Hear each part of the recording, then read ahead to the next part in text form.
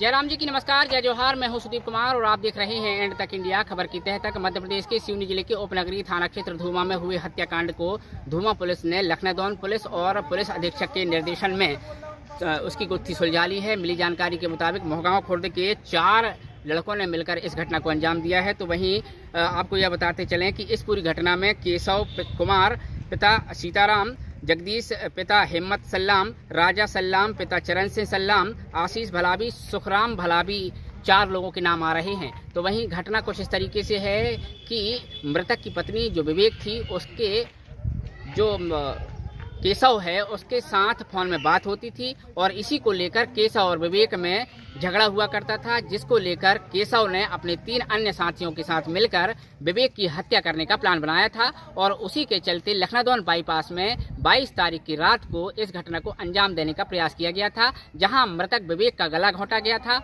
उसके बाद उसे आत्महत्या दिखाने के उद्देश्य से लखनदौन के पास सिड़ नदी के पास बने पुल के से नीचे फेंक दिया गया था। तो वहीं दूसरी ओर मोटरसाइकिल खड़ी करके वह वहां से भाग गए थे। इस पूरी घटनाक्रम में लखनदौन पुलिस के साथ धूमा पुलिस और एसडीओपी अपूर्व भलावी की महत्वपूर्ण भूमिका रही है। 23 जनवरी 2025 को सुबह एक डेड बॉडी मिली थी सिड़ नदी के पुल के नीचे। तो उसकी सूचना डायल 100 पे पुलिस को प्राप्त हुई थी। तत्काल धूमा थाना और लखनदौन थाने की टीम वहां पे पहुंची थी। प्रथम दृष्टया जो है अज्ञात शव था वो, और चूंकि उसके शरीर में चोट के निशान थे तो हत्या की आशंका लग रही थी। तत्काल टीम गठित की गई और सभी संभावित परिस्थितियों को ध्यान में रखते हुए इसकी हमने पता तलाश चालू की। तो मृतक जो है उसकी पहचान विवेक उइके के रूप में हुई, जो कि लखनदौन के वार्ड नंबर 3 का निवासी सब्जी बेचने का काम करता है। इसके बाद उसके संबंध में हमने जानकारी तलाशना शुरू किया। तो जैसे जैसे विवेचना और जांच आगे बढ़ती चली गई तो पता चला कि ये जो है विवेक, इसका 22 तारीख को इसने पार्टी की थी अपने कुछ परिचितों के साथ और उन्हीं लोगों ने ही इसकी गला घोंट के पहले हत्या की। फिर इसकी लाश को इन लोगों ने पुल के नीचे फेंक दिया और एक प्रकार से हत्या का छुपाने का प्रयास किया। इसमें और कोई एंगल भी है सर?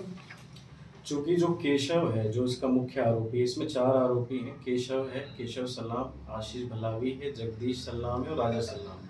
जो केशव है ये भी सब्जी का काम करता है और जो विवेक है वो भी सब्जी बेचने का काम करता है। तो इन लोगों की आपस में बातचीत भी थी, परिवार में भी इनकी बातचीत होती थी। तो कहीं ना कहीं केशव के ऊपर जो विवेक है, मृतक है, वो शक भी करता था, लेकिन इस तरह की कुछ बात सामने नहीं आई थी। लेकिन वो आए दिन उस पर लांछन जैसे भी लगाता था कि तेरा चरित्र ठीक नहीं है, और चूंकि एक ही समाज के व्यक्ति हैं सारे, तो समाज में बदनामी भी हो रही थी। तो लगातार इससे क्षुब्ध होकर उसने उसे मारने की योजना बनाई थी।